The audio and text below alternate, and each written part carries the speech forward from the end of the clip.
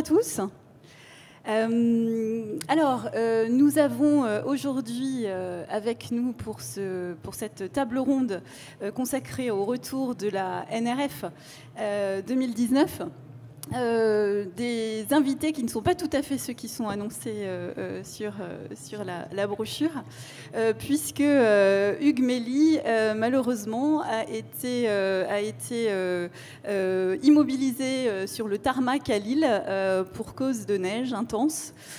Donc son avion a été bloqué là-bas, donc il n'a pas pu nous rejoindre aujourd'hui.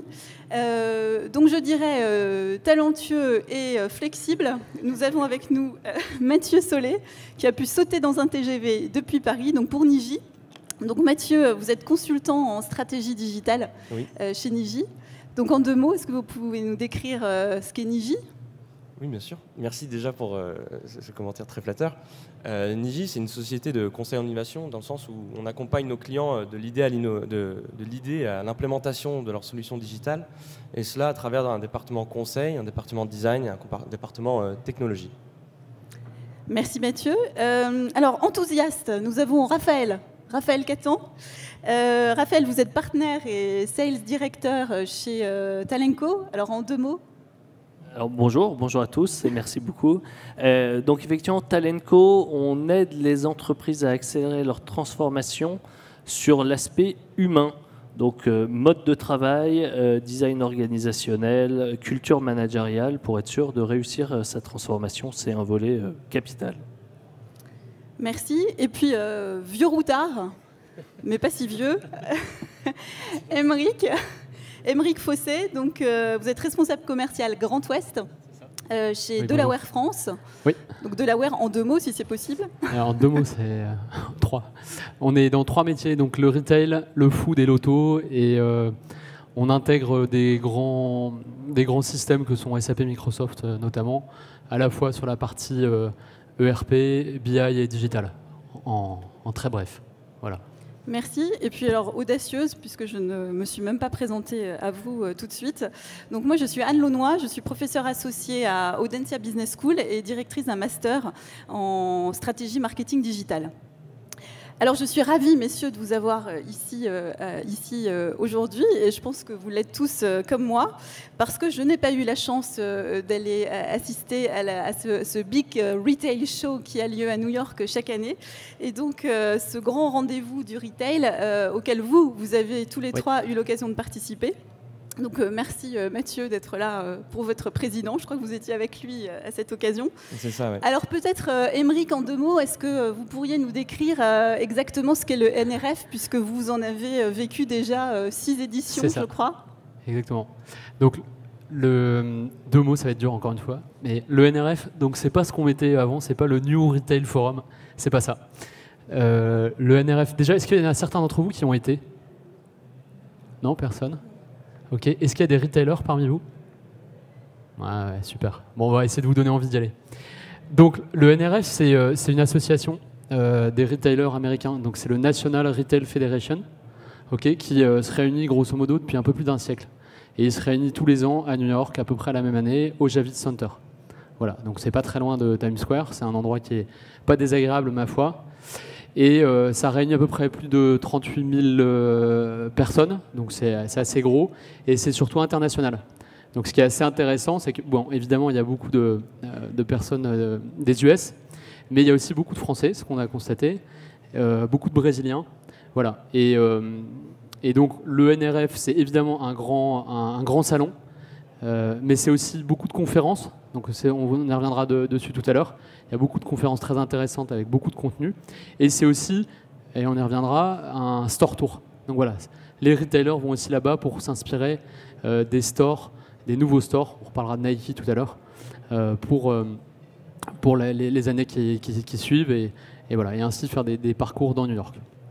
Alors pour les gens de la salle qui vont peut-être au One-to-One à Monaco ou qui vont au Paris Retail Week, comment, voilà, est-ce qu'il y a d'autres, il y a des événements mondiaux comme le NRF, est-ce qu'il y en a d'autres, peut-être en Chine ou peut-être à Shanghai, ou peut-être comment s'inscrit en fait, se positionne ce show mondialement en fait?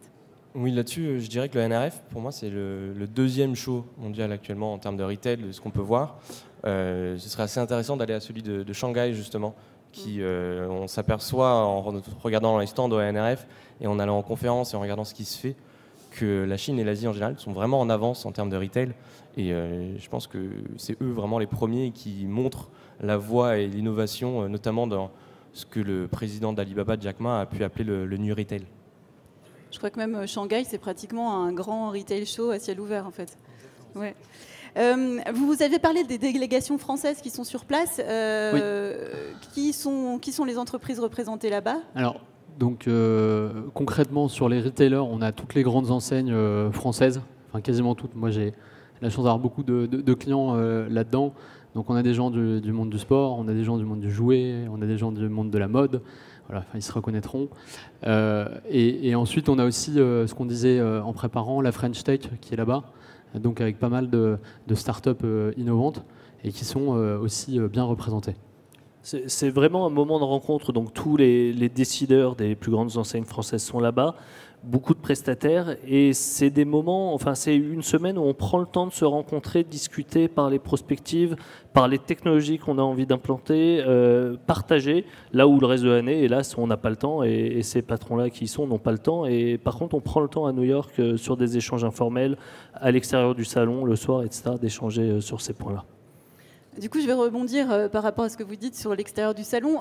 On sait qu'au CES de Las Vegas, il y a une partie off qui est très importante dans les hôtels qui sont tout autour du salon. Est-ce que c'est la même chose au NRF ou est-ce que c'est un peu différent? Alors, ça ne se joue pas dans les hôtels, à ma connaissance. Mais oui, il y a l'ambassade de France qui organise une soirée. Il y a les... French Founder, exactement, cherchez le mot.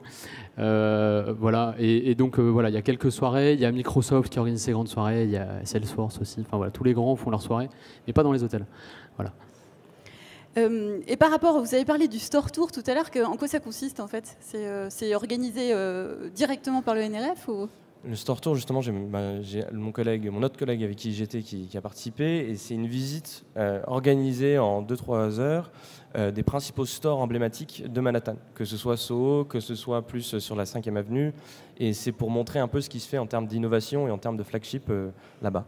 Alors un conseil, si de l'année prochaine ou les années suivantes vous y allez, c'est bien de savoir quels sont les magasins visités, mais après de le faire tout seul, parce que c'est vraiment visitoso, il y a des cars entiers qui débarquent dans les magasins, donc pour vivre l'expérience client, évidemment c'est impossible. Le faire tout seul, le tester, c'est très instructif, parce que ça permet notamment parfois de se rendre compte que des belles présentations en keynote, des belles présentations PowerPoint présentées par les patrons d'enseigne, on vous fait rêver sur l'expérience client. Vous allez dans le magasin le plus proche de Times Square, qui est censé quand même être le plus beau, le flagship international, vous vous rendez compte que parfois l'expérience client se fracasse à la première erreur ou inexpérience justement du vendeur, et c'est bien de tester et de garder son esprit critique. Et quand bien même l'expérience est exceptionnelle, ce qui est toujours très intéressant, c'est aussi de se demander ce qui est faisable dans un flagship à New York, sur lequel la marque, l'enseigne a investi des millions de dollars et pas forcément de façon avec un ROI direct, se demander ce qui est quand même intégrable comme élément à l'échelle d'un réseau en France, à Périgueux, à Lorient, à La Roche-sur-Yon, etc. Voilà, qu'est-ce qui est duplicable à l'échelle d'un réseau et qu'est-ce qui peut être rentable dans l'expérience qu'on vit dans ces flagships phénoménaux à New York. Tout à fait. Alors pour répondre très précisément à votre question sur comment est-ce qu'on fait pour faire un store tour, on peut aussi se raccrocher à des grands éditeurs qui en général organisent ça tout comme il faut. Et puis voilà, vous mettez dans la ligne avec eux et puis ils vous emmènent vous balader. Merci. Alors, pourquoi il faut y aller alors? Pourquoi vous y êtes allé, vous? On vous a pas donné suffisamment envie là? Alors pourquoi il faut y aller? L'avantage, c'est que c'est en tout début d'année. Ça permet vraiment. C'est un endroit où effectivement, comme on le disait tout à l'heure, 38 000 personnes. Il y a le retail mondial se retrouve là.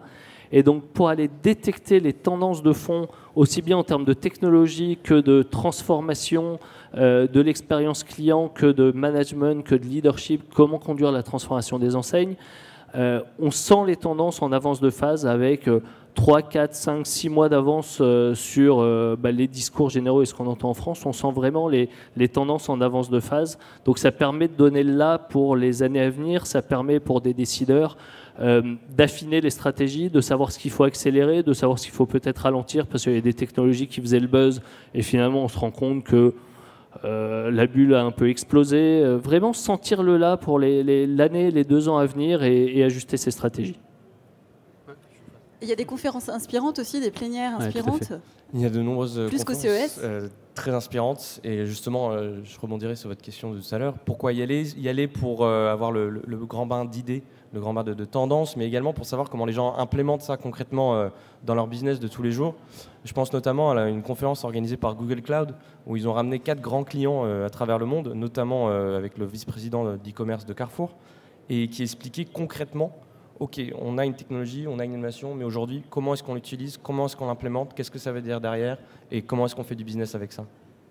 Donc ça, c'est toute la tendance sur les analytics in-store, hein, c'est ça? Exactement. Ouais. Du coup, vous avez forcément repéré tous les 3 des tendances majeures qui vont impacter peut-être les organisations, les entreprises à court ou moyen terme en Europe de manière générale. Ce serait quoi les grandes tendances que vous avez pu imaginer, voir là-bas, repérer là-bas? Grande tendance peut-être générale, et puis on rentrera après sur vos coups de cœur. J'en ai une qui m'a marqué, mais que je vais essayer d'illustrer. Donc c'est une société qui a un concept complet de magasin sans contact. Donc ils déposent une boîte comme ça, comme un espèce de container. Et en fait, vous mettez votre carte à l'entrée, vous prenez la marchandise, vous ressortez. Il n'y a pas de vendeur, il n'y a rien du tout. Donc ce qu'on appelait le frictionless, ce qu'on préparait. Ça, c'est voilà, un exemple, un concept, boum, ça tombe comme ça, et puis derrière, c'est décliné de plein de manières. Mais voilà, cette illustration, pourquoi je la cite, c'est qu'elle était vraiment à l'entrée du NRF, on ne pouvait pas la louper. Et voilà, ça donnait aussi une des tendances. Il y en a 4-5 autres qu'on va essayer d'illustrer pour la suite. Moi, il y a une tendance, mais plus comportementale, qui est, il me semble, majeure cette année. On l'a vu arriver l'année dernière. C'est, alors, il y a 2 tendances couplées. La première, c'est qu'on sent une usure des consommateurs vis-à-vis des GAFA, Google, Amazon, Facebook, Apple, parce qu'on sait très bien qu'ils utilisent notre donnée de façon pas forcément éthique. Et donc, il y a même des groupes de consommateurs aux États-Unis qui incitent à résilier l'abonnement Amazon Prime. Et parallèlement, on sait tous qu'en tant que consommateur, on cherche, autant que faire se peut, une consommation beaucoup plus éthique, beaucoup plus responsable, et on veut consommer auprès d'entreprises qui ont cette responsabilité sociétale et environnementale. Du coup, le message clé cette année, mais c'est arrivé comme un tsunami, c'est ce côté mission-driven. L'entreprise, les enseignes, les marques sont là pour faire des profits. On est aux États-Unis, il n'y a aucun tabou, on fait des profits et on peut en faire beaucoup, mais aussi pour sauver la planète, pour faire du bien à la planète. Et plus on gagnera d'argent, plus on peut faire du bien à la planète, alors avec beaucoup de storytelling à l'américaine évidemment. Mais ce qui est assez puissant, c'est que des marques type Unilever, il y avait le patron Amérique du Nord d'Unilever qui dit, en substance, dans 5 ans, les marques et les enseignes qui ne seront pas mission-driven, qui n'auront pas cette vocation de faire du bien à la planète, n'existeront plus. Et c'est Unilever qui dit ça, c'est pas une jeune boîte bio, etc., qui est née d'Internet, c'est pas des blogueurs, etc. La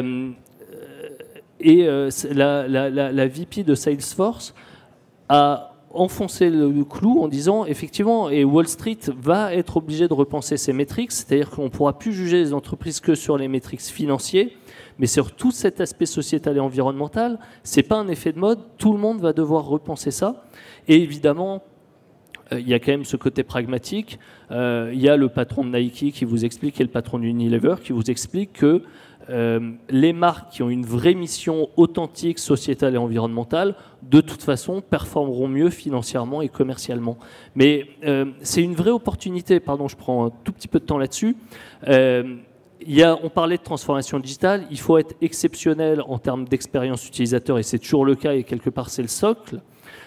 Alors on peut se dire, soit on voit le verre à moitié vide et on se dit il y a encore quelque chose au-dessus, il faut avoir cette mission sociétale et environnementale, c'est encore plus compliqué, ou alors on le prend comme une opportunité. Et je pense qu'il y a une fenêtre de tir, c'est une vraie opportunité de se dire il y a un ras-le-bol global des GAFA par les consommateurs, on va enfin pouvoir, nous, acteurs un peu plus traditionnels, prendre notre revanche. On a cette fenêtre de tir, mais ça veut dire que est-ce qu'on a une mission, est-ce qu'elle est authentique, est-ce qu'on a travaillé dessus? Et pour ceux qui ne l'ont pas fait, c'est une invitation à le faire assez rapidement. Ouais. Pour moi, voilà, c'est la tendance à retenir en mode transformation des entreprises. Il y a ça, et en sous-jacent, il y a une place particulière aussi alors c'est plus à l'intérieur pour les retailers, mais dans leurs salariés, une place forte pour les minorités. Il y a une place aussi particulière donnée aux femmes. D'ailleurs, c'était marrant. Pareil, toujours à l'entrée du NRF, il y avait un VIP Girl Lounge. Voilà. Donc on ne pourra pas témoigner, on n'avait pas le droit d'y rentrer. Moi, j'ai pu y aller. Ça ressemblait un peu à du Me Too washing qu'autre chose, mais voilà. C'était prévu. Mais pour illustrer ce que tu disais, c'est aussi une déclinaison de la mission, mais cette fois-ci tournée vers l'intérieur du retailer. Donc ils sont très très attentifs à leurs salariés. Chaque année, ça revient, mais là c'était encore plus prégnant cette année. C'est vrai que ce genre de grand salon reflète un petit peu les réflexions ou les tendances de fond un peu de la société américaine, que ce soit les mouvements MeToo, ou que ce soit aussi, il y a eu des discussions par rapport à des magasins de sport qui arrêtaient de vendre des armes. Je sais que de notre côté, ça paraît, c'est un discours qu'on a toujours un peu du mal à comprendre, mais là-bas, c'est une annonce qui a été saluée et applaudie. Et pour moi, par contre, ce que je noterais comme grande tendance, la grande tendance que je retiens du NRF, c'est vraiment l'implémentation du New Retail. C'est-à-dire qu'on a des grands retailers chinois comme Alibaba, comme JD.com, qui viennent, qui expliquent le concept, qui montrent comment c'est fait en Asie. Et on s'aperçoit qu'aux États-Unis, on a toutes les briques technologiques pour le faire. On a des caméras en Europe aussi. En Europe également. On a toutes les caméras intelligentes pour commencer à essayer de faire des pilotes de magasins sans caisse. On a toute une manière de faire où le magasin va épouser les codes du e-commerce, justement avec des interactions de plus en plus personnalisées et justement en regardant comment se comporte le client qui devient un peu un utilisateur du magasin en fait. Et on voit un peu cette réflexion où il n'y a plus de limite entre l'offline et le online. Pour le retailer, il faut juste attraper le client quand il a envie d'acheter et c'est vraiment clé. Et là-dessus, il y a une horde, je dirais vraiment des bataillons entiers de solutions analytics qui sont là pour aider les retailers à gérer toutes les données. Et il y a un vrai enjeu de la donnée et de comment on le fait, de comment on la gère. Là, on sent que l'implémentation de la GDPR en Europe a été entendue. On sent qu'il y a une réflexion en cours, notamment, il me semble, en Californie. Mais ce sont des vraies questions de fond. Mais en tout cas, tout est là pour implémenter un peu ce sorte de new retail où offline et online ne comptent plus trop. On va dans le magasin pour vivre de l'expérience. On peut acheter sur son portable, on peut acheter en magasin. Il n'y a plus vraiment de caisse. Tout se fait de manière un peu seamless, un peu friction. On arrête d'entendre parler de l'omnichannel et on est sur le no-canal. C'est vraiment ça. Pour rebondir sur ce que tu disais sur l'analytics, effectivement, on voit d'une année sur l'autre quand on va au NRF que les technologies pour analyser le trafic en point de vente, la qualité, qui, comment, pourquoi, à quel moment, quel type d'interaction, sont de plus en plus matures et de moins en moins chères. Et c'est le DSI d'un grand groupe de lingerie française qui disait ça l'année dernière en revenant du NRF, j'ai échangé avec lui. Il dit aujourd'hui les technologies sont tellement accessibles et tellement fiables que c'est plus acceptable et c'est plus normal de mieux connaître ses clients online que ses clients en magasin. Aujourd'hui, c'est vraiment un enjeu, commencer à connaître parfaitement les comportements des clients en magasin en analysant en permanence en temps réel. C'est un vrai enjeu et ça, on voit, il n'y a pas de nouvelles technologies année après année, mais elles mûrissent vraiment et elles deviennent très accessibles. Aymeric ? Oui, il y a encore pour moi deux grands sujets, mais je laisserai mes collègues mieux illustrer ça que moi parce qu'ils sont plus experts. Il y a l'IA dans le sens où on passe en mode industrialisation. C'est-à-dire qu'on en parlait il y a encore 2-3 ans. Maintenant, on voit vraiment que ça rentre en phase d'industrialisation. Et il y a la robotique. Et encore une fois, j'illustre le propos. Et après, je vous laisserai interagir. La robotique, il y avait pour la 2e année consécutive un vrai corner dédié robotique. Et donc, pour les retailers, on voyait deux cas d'usage. Un dans la pharmacie, on avait du réassortiment. Et puis un autre avec des convoyeurs très, très automatisés. Voilà. C'est en lisant et en suivant les réseaux sociaux pendant ces 3 jours de NRF que j'ai constaté la même chose. Je me disais qu'il y a une tendance aussi assez intéressante sur la RSE, et avec notamment cette Pavejan, c'est ça, Pavejan, cette entreprise qui utilise les parts des clients, des consommateurs en magasin pour générer de l'énergie, la stocker et éclairer le bâtiment. Je trouvais que c'était aussi une façon intéressante d'envisager aussi le retail. Si donc ces évolutions, elles sont en marche, je suppose que... alors ce qui est intéressant aussi, c'est que vous avez parlé de seamless, mais de frictionless aussi tout à l'heure. Et en fait, c'est un terme qu'on a entendu non-stop, en fait, enfin en tout cas pour ceux qui suivaient ça online.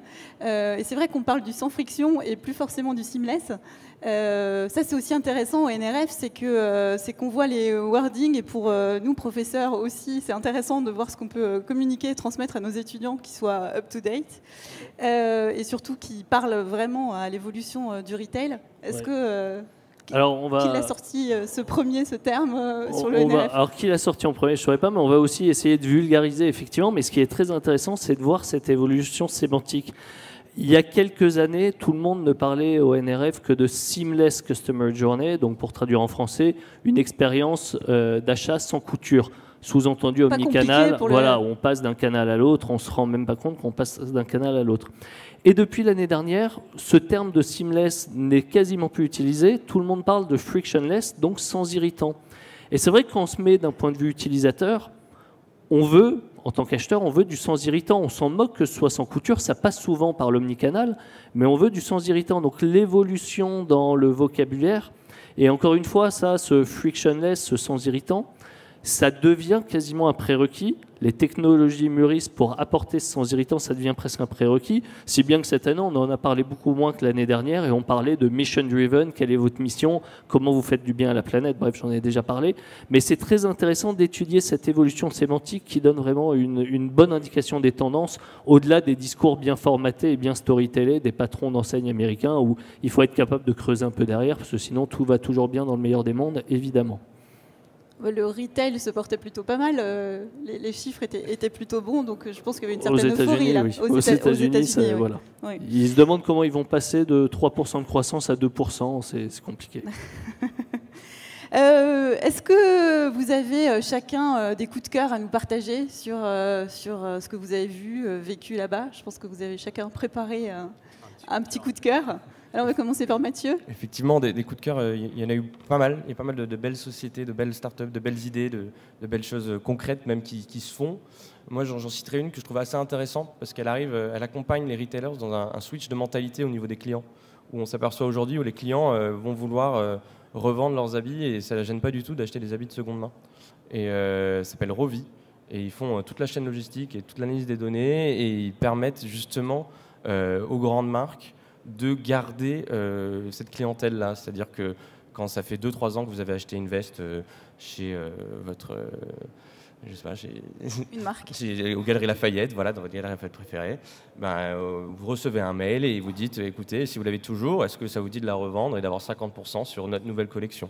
Ce qui permet de garder la clientèle et justement d'avoir une sorte de surfer sur un switch de mentalité, d'avoir des nouveaux business models autour de ces changements un peu de comportement de l'utilisateur qu'on voit apparaître et justement dans une tendance où on arrête de jeter ses habits, on arrête de les brûler. Il me semble que c'est une des industries les plus toxiques, juste après le pétrole. Consommatrice d'énergie. Exactement. Donc il y a vraiment un switch de mentalité là-dessus. Et pour moi, c'est un peu mon coup de cœur pour ça.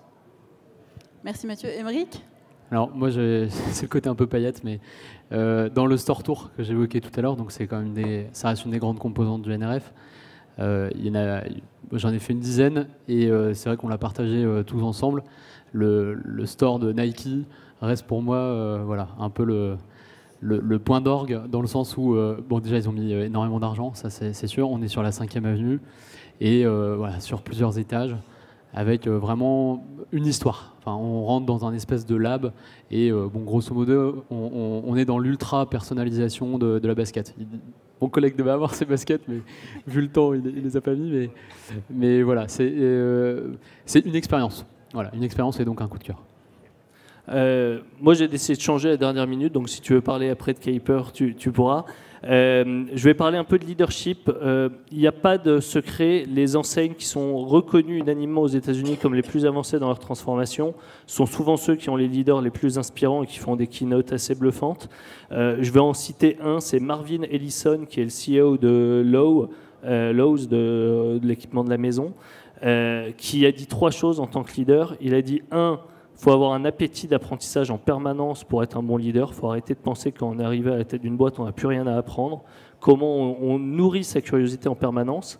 Et 2, il a dit 2 choses en fait. Enfin, l'appetite to learn, 2, la curiosité. Et 3, l'évolution horizontale. Lui, il a commencé comme vigile dans ses magasins avant de finir CEO. Vous imaginez bien qu'il a un âge qui commence à être avancé et qui a monté les échelons. Et justement, il a dit, moi, j'ai fait pendant longtemps des évolutions horizontales plutôt que faire de l'évolution verticale et de la promotion. Et si j'étais resté dans mon savoir-faire tout du long, j'aurais bloqué, j'aurais atteint un plafond de verre à un moment. Et c'est le fait d'avoir accepté plein d'évolutions horizontales que mes collègues refusaient qui ont fait que j'ai ce bagage qui m'a permis, sans études, de finir CEO. Et dans ses valeurs et dans tout ce qu'il renvoie, c'est assez bluffant et très inspirant. Je veux bien présenter Kuiper, qui est également un gros coup de cœur. Mais juste avant, je reviendrai juste sur Émeric, sur ton exemple de Nike. Et je suis c'est intéressant peut-être de le détailler un petit peu store, parce que Nike, c'est vraiment très impressionnant ce qu'ils ont pu faire sur ce bâtiment-là. Et notamment ce que tu disais en tout début de conférence sur le fait que qu'est-ce qui est implémentable aujourd'hui. Et ce que je retiens chez Nike, c'est qu'il n'y a pas de caisse. Vous voulez acheter un t-shirt, vous achetez soit avec l'application, soit vous allez voir un vendeur. Je me suis retrouvé, j'avais trouvé un t-shirt Just Do It qui était nickel, et je suis allé voir la vendeuse, j'ai dit « Bonjour madame, où est-ce que j'achète ?» Elle m'a dit « Ben là, soit vous téléchargez l'application, elles avaient un device sur elle et je pouvais acheter mon t-shirt. » Et ça, c'est une vraie révolution, c'est un vrai changement, et c'est quelque chose qui est vraiment implémentable, et c'est un exemple marquant, il me semble, de ce que c'est que le frictionless en fait. C'est qu'il n'y a plus de caisse, donc il n'y a plus de queue à la caisse, il n'y a plus de temps d'attente, il n'y a plus de clients qui lâchent leurs affaires et qui s'en vont parce qu'il y a une demi-heure de queue.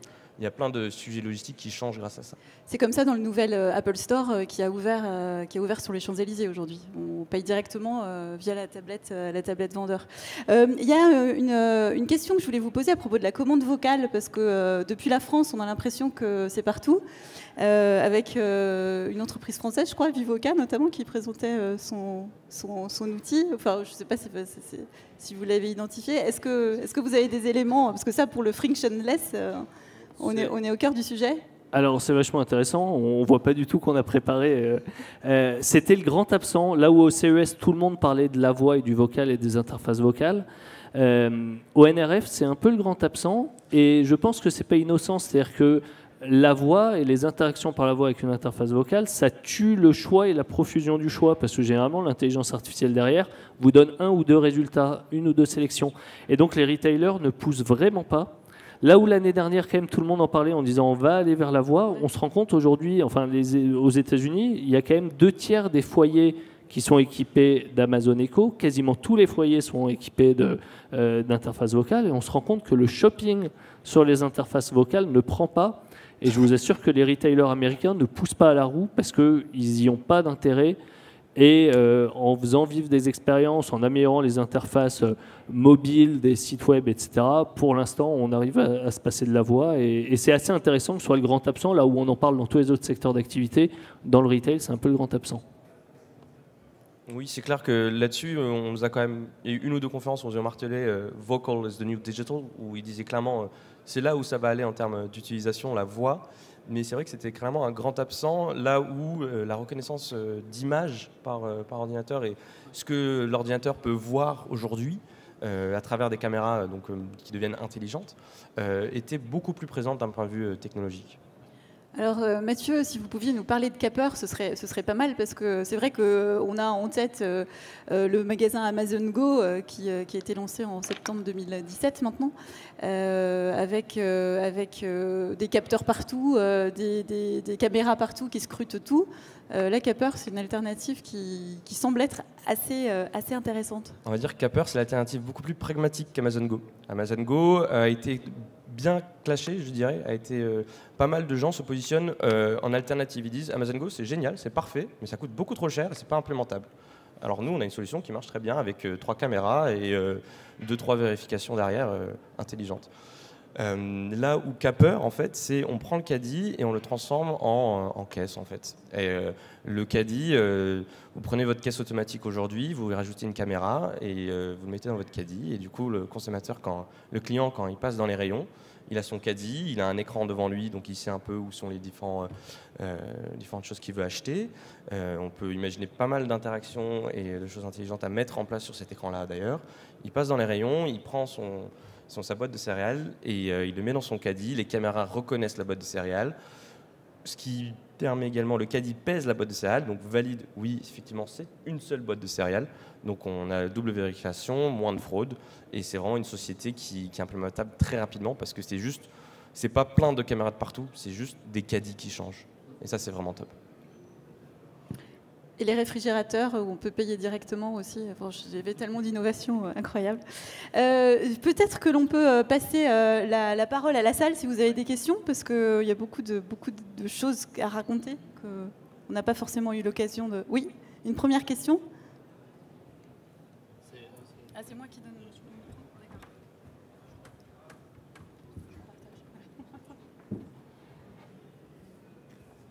Bonjour. J'avais une question, si vous pouviez revenir sur la question du RSE. Donc vous avez l'air de dire que c'était pris en considération. C'est vrai qu'aujourd'hui, on a de plus en plus quand même une grosse critique du mass market. Donc les gros retailers, Zara, H&M, qui sont quand même vivement critiqués de plus en plus par une communauté de jeunes générations qui est aussi dans une optique vegan, etc. Je voulais savoir si cette menace-là, est-ce que c'est pris vraiment en considération par les gros retailers? Est-ce que c'est vu... Voilà, est-ce qu'on met un peu de côté? Est-ce que vraiment il y a une question de l'éthique qui est considérée à ce type de salon, de forum?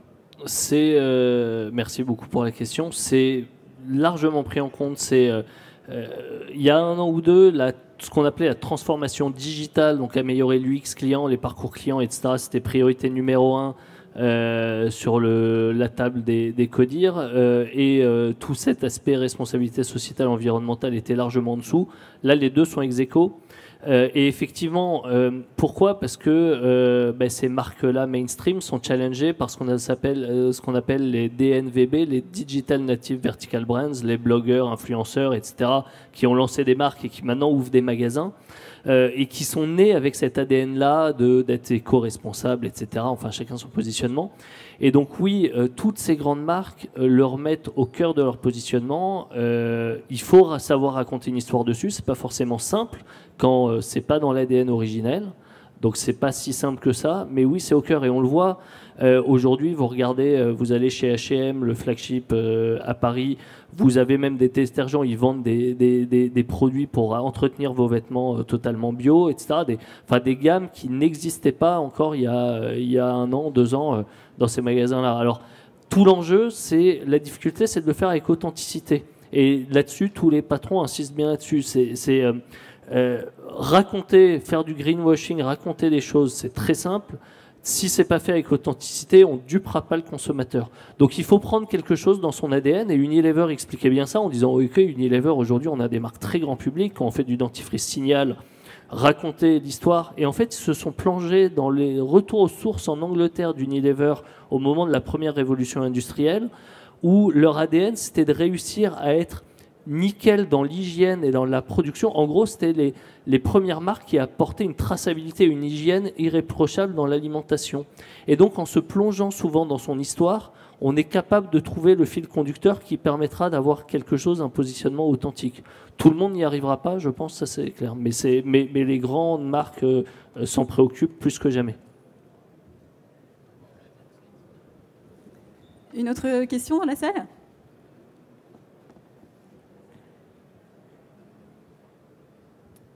Bonjour, merci pour ces présentations. À votre avis, aujourd'hui, quelle est la marque française qui a un modèle retail le plus innovant chez nous? Moi j'en connais une qui est dans le Nord. Non, mais il y en a plein. Une que je connais bien, qui est dans le sport, qui est Decathlon. Je pense que le sujet de la RFID,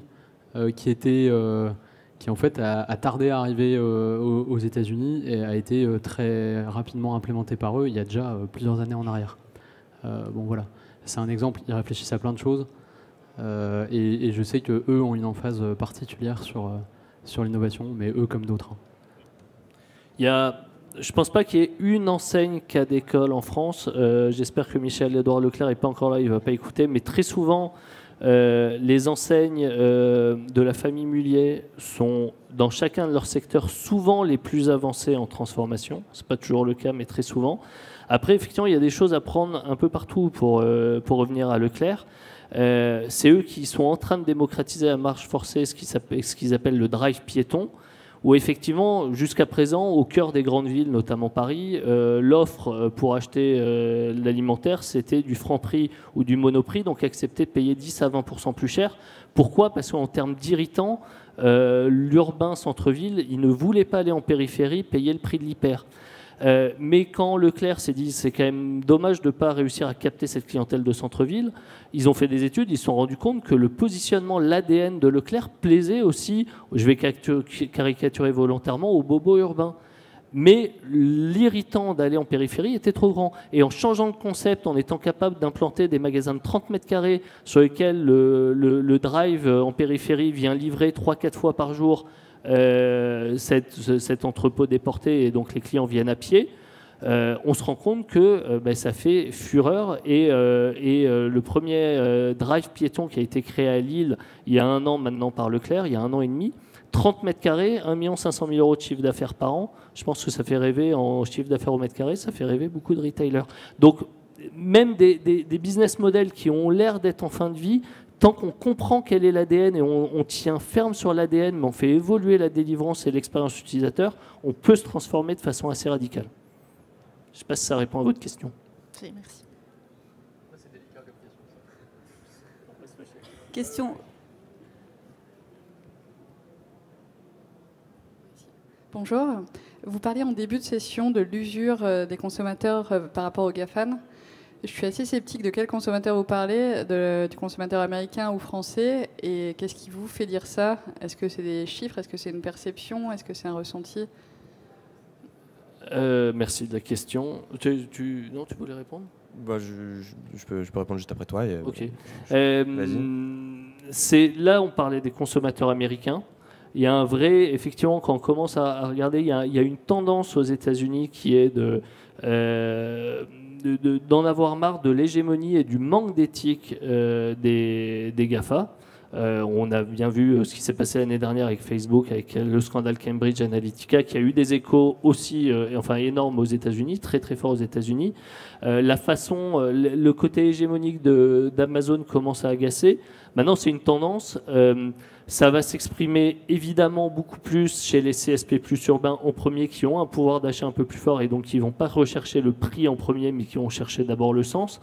Mais c'est quand même une tendance qu'on remarque, et c'est quelqu'un qui s'appelle Scott Galloway, qui est dans un cabinet, qui est quelqu'un qui essaye d'aller détecter les tendances en avance et qui fait une retranscription tous les ans des tendances qu'il avait prédit, et là où il se trompe, là où il ne se trompe pas, et globalement, à 70%, ces prévisions s'avèrent justes, qui a annoncé qu'il prédit cette année les premiers procès antitrust pour commencer à démanteler des Amazon, des Facebook, etc., qui deviennent trop hégémoniques. Donc c'est une tendance de fond à surveiller.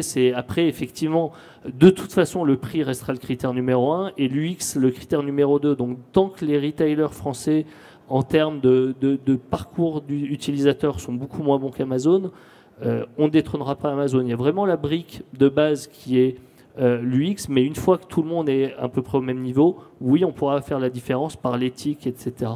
C'est cette tendance qu'on commence à percevoir dans les chiffres et qu'il faut suivre de près. Voilà. Oui, il y a clairement une méfiance de plus en plus grande aux États-Unis vis-à-vis des GAFA. Une méfiance qui a été exprimée de manière assez sublime par Scott Galloway. Il est vrai, c'était une très bonne conf. Si jamais ça vous intéresse, il y a un article, il a écrit un article Medium justement assez récemment sur ces tendances 2019. C'est Scott Galloway. C'est en anglais, mais ça reprend pas mal de choses qu'il avait dit pendant sa conférence. C'est très bien fait, c'est très intelligent, et c'est vrai que Je te rejoins là-dessus. Je suis prêt à parier potentiellement qu'en 2019 ou 2020, il y ait une opération antitrust contre Amazon. Et Amazon est vu, de par le nombre de marques blanches qu'ils font, de par le fait qu'ils conservent les données. Beaucoup de gens, déjà c'est un des grands absents du show, alors que c'est un retailer, c'est le plus grand e-commerçant. Beaucoup de gens se positionnent comme contre Amazon en fait. Même Alibaba, quand on leur dit vous êtes le Amazon d'Asie, ils disent non, on n'est pas du tout Amazon, on fait plein de choses différentes et on ouvre les données qu'on a à nos partenaires et on les accompagne dans leur politique e-commerce. Tandis qu'Amazon font des produits en marque blanche et leur font une concurrence déloyale. Donc c'est vraiment, on peut dire qu'il y a un taclage un peu des GAFA qui a été fait par de nombreuses personnes différentes, dont Scott Galloway, et je vous invite à lire son article sur Medium, c'est assez enrichissant. Je crois qu'on peut prendre encore peut-être une question avant de conclure. Est-ce qu'il y a encore une question dans la salle? Oui. Il y en a même plusieurs. Merci. Une question pour parler des applications. On est là pour parler du digital. Je pense que l'application avec le consommateur, c'est quand même le premier lien entre une marque. Et je voulais savoir du coup s'il y avait de nouvelles tendances qui émergeaient au NRF à ce propos.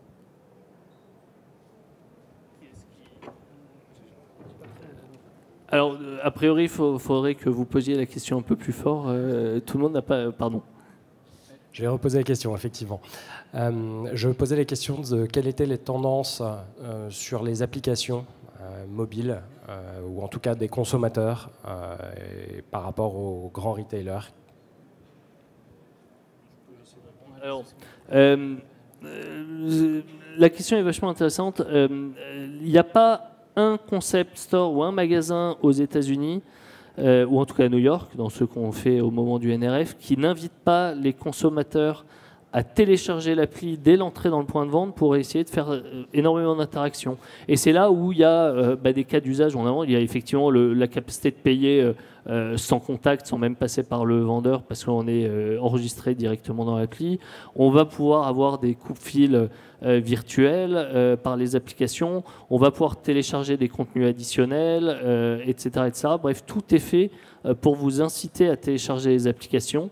Et effectivement, quelqu'un qui a téléchargé l'application, généralement, devient un client plus fidèle parce qu'il y a tout un tas de scénarios et d'interactions qui sont pensés par la suite. Donc c'est vrai que c'est assez intégré. Enfin, on ne voit plus une porte d'entrée de magasin sans le QR code pour télécharger l'application. Et généralement, vous avez une expérience augmentée quand vous avez allumé la géolocalisation, etc. dans le magasin. Vous avez souvent des expériences augmentées. Maintenant, pour être tout à fait honnête, je n'ai pas souvenir d'interaction où je me suis dit waouh, c'est le truc le plus phénoménal que j'ai vu sur Terre. Pour être tout à fait honnête, je pense que le modèle se cherche encore un peu, mais il y a une vraie incitation. Après, sur les applications, ça permet surtout aux marques de faire de la personnalisation au maximum et d'entrer en interaction avec leurs clients dès l'entrée dans le magasin. Typiquement, à Nike, ça va leur permettre d'identifier ce que vous aimez et aussi ça va vous permettre d'acheter vos baskets préférées directement. Je dirais que l'application, c'est plus en magasin même. Il y a un exemple d'un magasin, c'est je ne me souviens plus du nom exact, mais c'est Ri Machin, où quand on entre dans le magasin, il n'y a pas des articles en fait, il y a juste un ou deux habits, il n'y a pas de taille différente, il y a juste des textures différentes, quelques coupes différentes, et ensuite la personne va sur un écran, choisit les tailles qu'elle veut, les couleurs qu'elle veut, laisse son numéro de téléphone, et la marque va la rappeler une fois que ses habits seront prêts à essayer. Et ça donne une expérience d'essayage unique qui est assez fort et qui permet de maximiser la vente en fait. C'est pour ça qu'ils font ça. Je crois qu'on s'approche de la fin de cette conférence. Donc, si cette table ronde donc enthousiaste, flexible, innovante et audacieuse vous a séduit, vous pouvez aussi nous retrouver à l'issue de cette conférence. On est là encore quelques minutes, on peut encore discuter si de vous voulez la les bons NRF. plans, on peut en parler. On peut en parler. Donc je ne sais pas si on vous a convaincu en fait d'y aller l'année prochaine. En tout cas, moi j'irai. Donc voilà, je vais monter une délégation de Nantes pour y aller. N'hésitez pas à revenir vers nous si vous avez encore quelques questions. Merci et bonne fin de salon à tous.